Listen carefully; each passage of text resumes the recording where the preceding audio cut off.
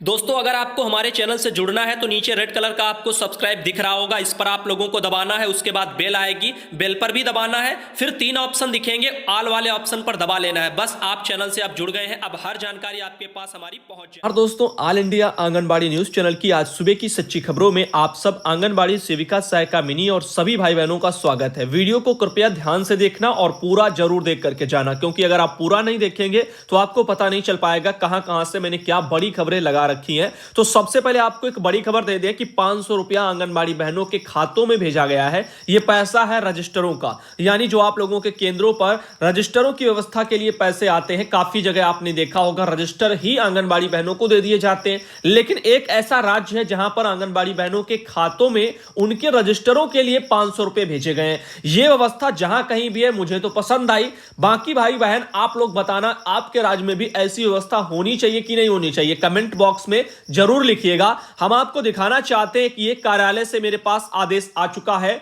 मध्य प्रदेश राज्य से है, श्योपुर जिले से है। तो यहां पर आपका जिला कार्यक्रम अधिकारी जो है महिला एवं बाल विकास विभाग श्योपुर जिले में मध्य प्रदेश से एक लेटर 2 दिसंबर को अभी निकाला गया है। परियोजना अधिकारी महिला बाल विकास विभाग और परियोजना समस्त जिला श्योपुर। तो आप देख लीजिए, इसमें उन्होंने लिखा है कि आंगनबाड़ी केंद्रों में रिकॉर्ड संधारण हेतु स्थानीय स्तर पर व्यवस्था हेतु प्रदाय जो है आवंटन के उपयोग के संबंध में यह राशि भेजी गई, उसी के बारे में बात की जा रही है। मैं आपको विस्तार से बता देता हूं। इसमें लिखा है कि विषय अंतर्गत लेख है कि संदर्भित पत्र द्वारा आपकी परियोजना अंतर्गत समस्त संचालित आंगनबाड़ी केंद्रों पर रिकॉर्ड संधारण हेतु स्थानीय स्तर पर रजिस्टरों की व्यवस्था हेतु प्रति आंगनबाड़ी केंद्र 500 रुपए के मान से संबंधित आंगनबाड़ी कार्यकर्तियों, मिनी कार्यकर्तियों के मानदेय खाते में जमा किए गए हैं। तो लिखा है उक्त प्रदाय राशि का 100% उपयोग रिकॉर्ड संधारण जैसी आंगनबाड़ी केंद्रों में परिवार सर्वे पंजी, पोषाहार व्यवस्था पंजी, बच्चों के पोषण स्तर पर जो है निर्धारण, वजन पंजी एवं निरीक्षण पंजी आदि संधारित किए जाने की स्थानीय व्यवस्था में किया जाए एवं उक्त राशि का उपयोगिता प्रमाण पत्र इस कार्यालय को भी प्रस्तुत करें। तो हमें तो यह बहुत अच्छा लगा कि मध्य प्रदेश के श्योपुर में आंगनबाड़ी बहनों के खातों में 500-500 रुपया भेजा गया है रजिस्टरों का। बाकी ऐसे काफी जो है राज्य है जहां पर मैं आपको ले चल रहा हूं, आपको उसकी झलक दिखाता हूं।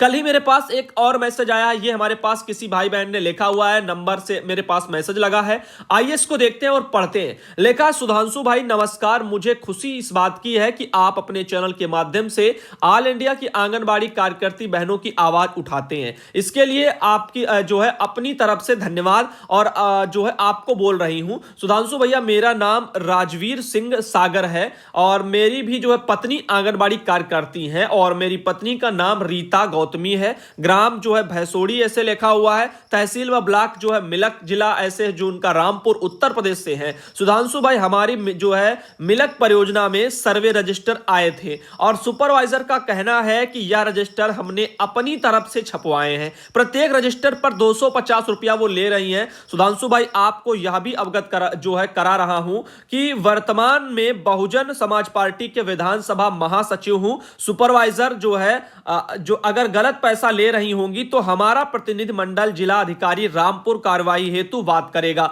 सुधांशु भाई, हो सके तो मुझे भी ग्रुप में जोड़ ले, नंबर उन्होंने भेज दिया। देखो, ग्रुप मेरे पास नहीं बने हैं, मैं आपका नंबर अगर व्हाट्सएप पर मैसेज आएगा, जिस किसी का भी आता है उसको मैं फीड कर लेता हूं, वो हमारे पास व्हाट्सएप पर पर्सनली जुड़ जाता है। इससे क्या होता है, जब भी हम स्टेटस लगाते हैं तो एक बार में सबके पास स्टेटस हमारा पहुंच जाता है। तो अब यहां पर बहुत अच्छी बात है कि आप जो है किसी न किसी पार्टी से यानी बहुजन समाज पार्टी से जुड़े हैं और ये जो यहां पर सुपरवाइजर कह रही है 250 रुपया रजिस्टर के लिए मांग रही है और उनका यह कहना है कि रजिस्टर उन्होंने अपने पास से छपवाए, तो वो हमारा जहां तक अनुमान है वो गलत कह रहे हैं। क्यों? क्योंकि कोई भी सुपरवाइजर अपनी जेब से रजिस्टर नहीं छपवाएगी और 250 रुपए में कोई रजिस्टर नहीं छपते, इतना महंगा नहीं आता है। जो आपने देखा भी, हमने आपको एक लेटर दिखाया मध्य प्रदेश राज्य में रीवा जनपद में, वहां पर 500 रुपया 4-5 रजिस्टरों के लिए भेजा गया, क्योंकि 100 रुपए में बढ़िया रजिस्टर मिल जाता है। अब आप सोचिए 250 रुपए का एक रजिस्टर वो मांग रही है, या टोटल जितने भी दे रहे हैं उसके लिए। आपने तो लिखा है, देखो प्रत्येक रजिस्टर पर 250 रुपया यह ले रही रही हैं आपके कहने के अनुसार, तो गलत ले रही हैं और वो गलत कर रही हैं। आप इसके खिलाफ अपनी आवाज उठाएं। बहुत अच्छा होगा कि आपकी वजह से आपके वहां ब्लॉक पर और जो आंगनबाड़ी गरीब बहनें होंगी उनको भी मदद मिल जाएगी। उम्मीद करते हैं ऐसे ही आप शोषण के खिलाफ लड़ेंगे और सबूत भी अपने पास सभी लोग रखा करें। जैसे कुछ मांगे अगर सुपरवाइजर तो उसके खिलाफ सबूत होने चाहिए, तभी आगे चल के कार्रवाइयां होती है। अन्यथा वो पलट जाएंगे और कह देंगे कि हम पैसे ले ही नहीं रहे हैं, ये हमें बदनाम करें और ऊपर से एक स्पष्टीकरण करवाएंगे, कहेंगे इनका काम अधूरा था, इन्होंने खुद ही पूरा नहीं किया। ये मैटर होता है। तो पहले आप सबूत चुपचाप जमा कर लिया करें जो भी भाई बहन हो, उसके बाद आगे का सोचा करें। अब देखिए जैसे यहां पर आपको दिखाते हैं, ये हरियाणा के फतेहाबाद से आंगनबाड़ी बहनें हैं।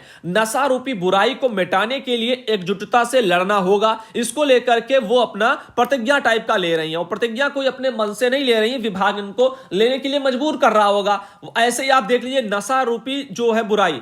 अब इसी मैटर पर मैंने एक बार लेटर दिखाया होगा, लगभग आपको 2 या 2.5-3 महीना हो गया होगा। उत्तर प्रदेश के आगरा जनपद में सबसे पहले मैंने एक लेटर देखा था, उसमें नशा रूपी बुराई को मिटाने के लिए था। आंगनबाड़ी बहनों से कहा गया था कि आप जो नशेड़ियों की जो है नशा छुड़वाएंगी, यानी शराबियों की शराब छुड़वाएंगी। अब आप देख लीजिए ये बात जो है हरियाणा में भी वही सब है। अब ये धीरे धीरे ये चीजें होती हैं जिनको सरकार अपना आगे बढ़ाती चली जाती है और हम सब लोग ध्यान नहीं दे पाते, तो वो चीजें फिर वायरस की तरह फैलती चली जाती हैं। अब ये एक जो काम है ये एक बढ़ा दिया गया है, नशा रूपी बुराई को मिटाना, आंगनबाड़ी बहनों को इसमें भी लगा दो।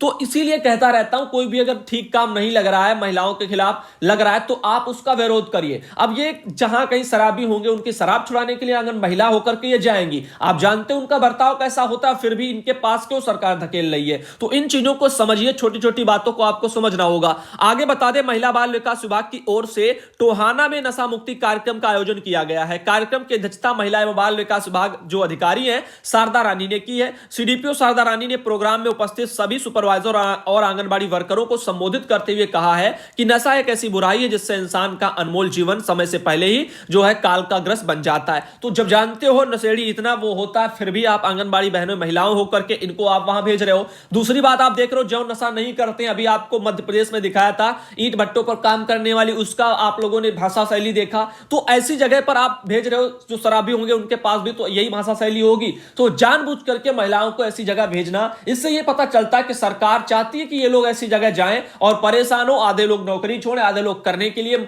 जो है सोचे ही ना, धीरे धीरे करके ऐसे विभाग नौकरियां खत्म हो जाएंगी। शायद यही एकमात्र सरकार का कारण है, वरना जो 6 मुख्य सेवाएं थी आईसीडीएस विभाग की, उनको ना करके ऐसे वैसे कामों में आप क्यों उनको लगाते हो। ये मुख्य आईसीडीएस की सेवाएं प्रभावित उससे होती हैं, तो इनके बारे में सरकार को हमारी सोचना चाहिए। फिलहाल के लिए हम आगे चलते और भी आपको बताना चाहेंगे। उत्तर प्रदेश से एक खबर ये देख लीजिएगा आप भाई बहन, एटा में जागरण वालों की तरफ से छापा गया था। दाल जो है गायब है, गेहूं और चावल बस इससे ही खाना पूर्ति कर दी गई और जो कच्चे राशन का वितरण हो गया। यह उत्तर प्रदेश का मैं हाल आपको बता रहा हूं। सरकार ने इतनी तेजी के साथ, जैसे खरगोश भागता है ना बहुत तेजी के साथ, वैसे ही जो है यहां पर एकदम तैयारियां या कुछ भी नहीं थी और भाग करके आ गए कि 18 जनपद के बजाय 75 जनपदों में कच्चा राशन वितरण लागू कर देंगे समूह के जरिए। ना कहीं समूह है, ना कहीं समूह के ऊपर जिम्मेदारी है, ना कहीं समूह वालों को बेचारों को प्रशिक्षण ट्रेनिंग है। कहां से वो कैसे कर लेंगे। किसी को एबीसीडी नहीं आती है इस वितरण के बारे में,